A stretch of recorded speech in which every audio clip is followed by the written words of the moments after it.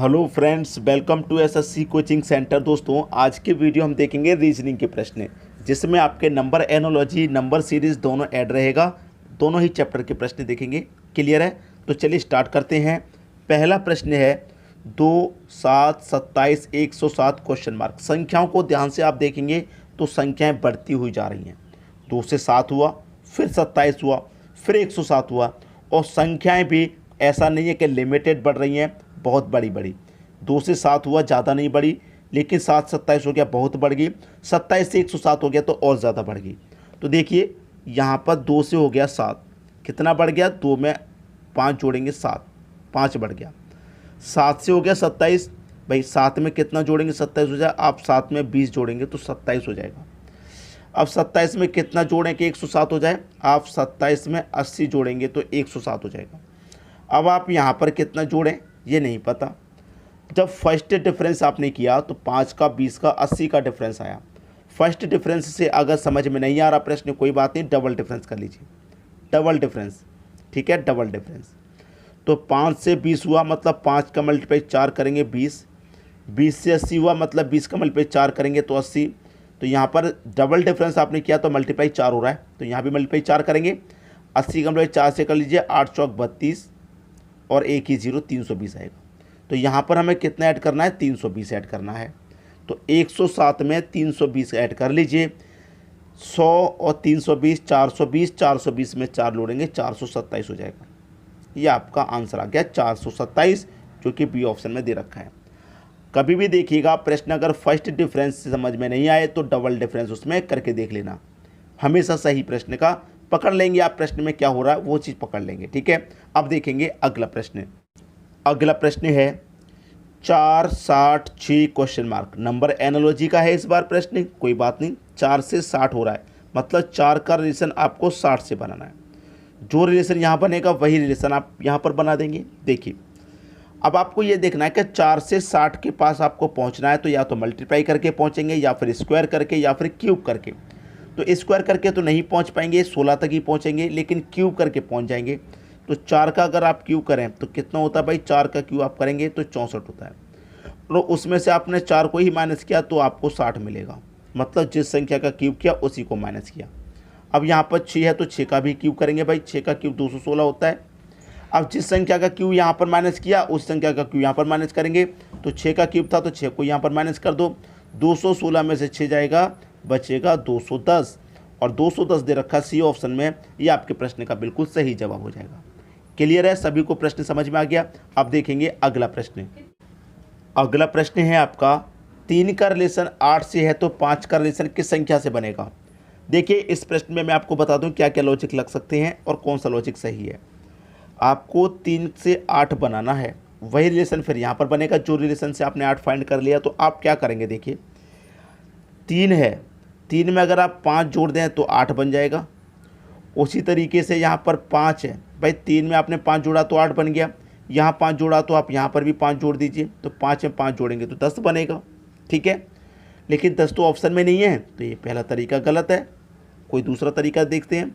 3 से 8 बनाना है, अगर आप 3 का स्क्वायर करें और -1 करें तब भी 8 बनेगा। कैसे? 3 का स्क्वायर 9 होता है, और 9 में से अगर आप 1 घटा दें तो 8 बनेगा। बिल्कुल सही। वही यहाँ पर कीजिए, पहली संख्या का स्क्वायर -1, तो पहली संख्या यहाँ पर 5 है, स्क्वायर करेंगे -1, तो 5 का स्क्वायर 25 होता है, -1 कर देंगे तो 24। अब 24 भी ऑप्शन में नहीं है, तो ये दूसरा तरीका भी गलत, कोई तीसरा तरीका होगा। ऐसे प्रश्न को सोचते हुए जाना होता है। ठीक है, अब कोई तीसरा तरीका, स्क्वायर भी कर लिया, नहीं हुआ तो नहीं हुआ, कोई बात नहीं, कोई और तरीका। 3 में से अगर आप 1 को घटा दें तो कितना बचेगा आपके पास? 2, और 2 का क्यूब करते हैं तो 8 होता है। एक ये तरीका भी है भाई, 3 में से 1 घटा दिया तो 2, और 2 का क्यूब 8। उसी तरीके से यहाँ पर 5 है, यहाँ 1 घटाया पहली संख्या में से, तो यहाँ पर भी 1 घटा देंगे, तो 5 में से 1 घटा देंगे 4। 2 का क्यूब जिस तरीके से यहाँ पर किया उसी तरीके से 4 का क्यूब कर देंगे। यहाँ पर 4 का क्यूब 64 होता है, और 64 दे रखा बी ऑप्शन में। तो आप जान सकते हैं कि एक ही प्रश्न में कितने लॉजिक हमें लगाने पड़ सकते हैं। ठीक है, तो सटीक तरीका आएगा जब आपको सभी तरीके से मालूम होंगे। अब देखेंगे अगला प्रश्न। अगला प्रश्न है 96 का रिलेशन 9 से है तो 72 का रिलेशन किस संख्या से होगा? 96 से 9 बनाना है। देखिए 96 को मैं क्या करूं, दोनों का अंतर कर दूं, दोनों संख्याओं का, मतलब 9 में से बड़ी संख्या में छोटी घटा दूं, 9 में से 6 घटा दूंगा मैं तो 3 आएगा, और 3 का स्क्वायर करेंगे तो 9। ठीक है, समझ में आ रही है बात भाई। 9 में और 6 का अंतर किया, 3 आया, 3 का स्क्वायर किया 9। उसी तरीके से यहाँ पर भी मैं दोनों का अंतर करूँ तो 7 में से 2 जाएगा, 5 बचेगा, जो आया उसका स्क्वायर किया तो जो यहाँ पर आया उसका भी मैं स्क्वायर कर दूँ, 5 का स्क्वायर कर दूँ तो 25 हो जाएगा। पहले ही ऑप्शन में 25 दे रखा है, तो ईजी प्रश्न हुआ, कठिन तो नहीं लग रहा ना, कठिन है ही नहीं।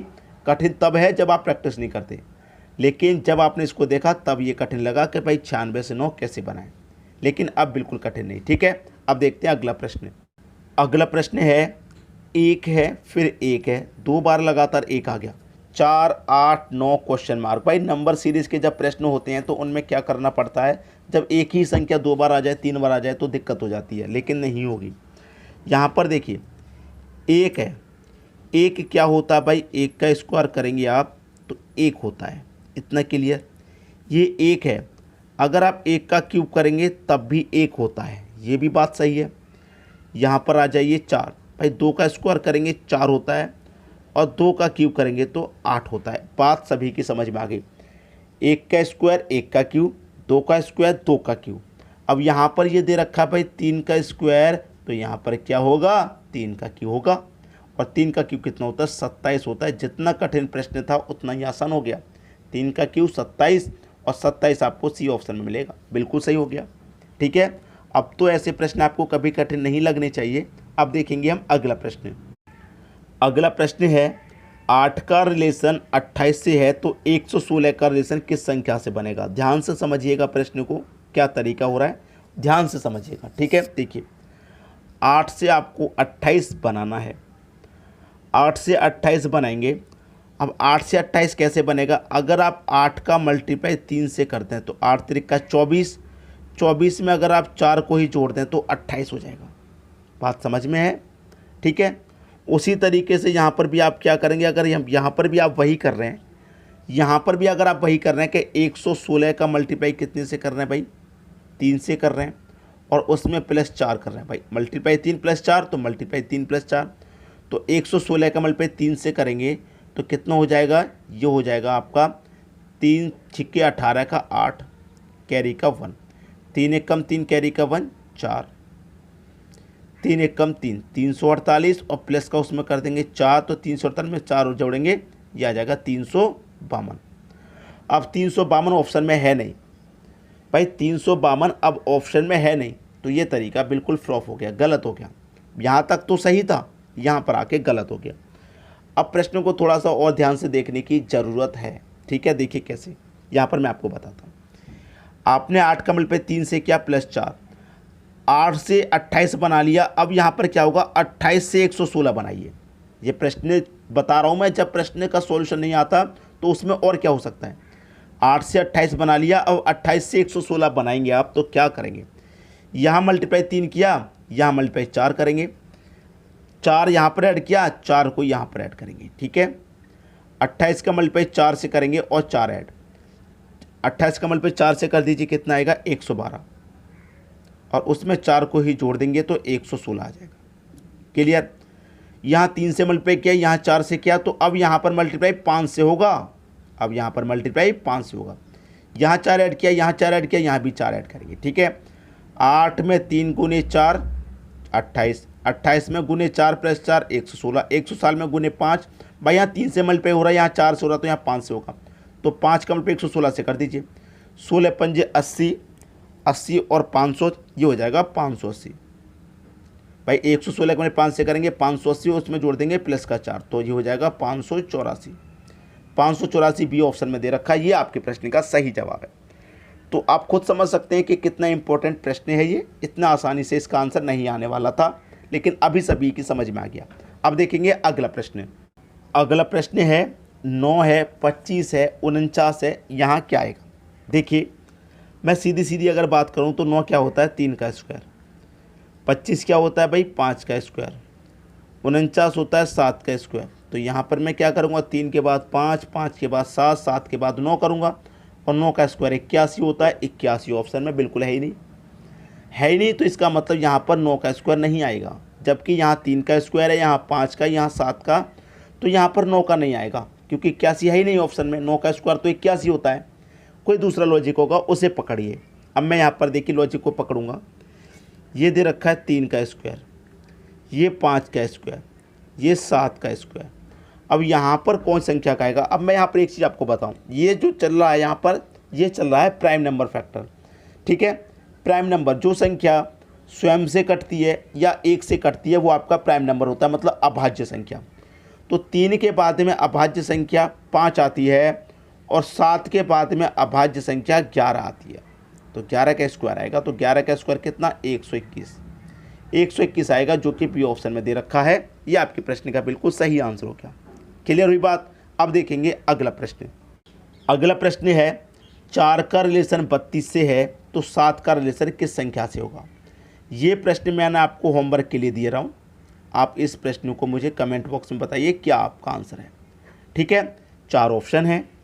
अब मैं चाहूँ तो यहाँ पर ये भी बता सकता हूँ कि चारों में से कौन सा सही है, लेकिन बताना ठीक नहीं होगा। आप खुद से मुझे कमेंट करके बताइए कौन सा आपका आंसर आ रहा है। ठीक है दोस्तों, वीडियो पसंद आया लाइक करें, दोस्तों में शेयर करें, चैनल को सब्सक्राइब करें और बेल आइकन का बटन दबा दें। ठीक है दोस्तों, वीडियो देखने के लिए आपका बहुत बहुत धन्यवाद।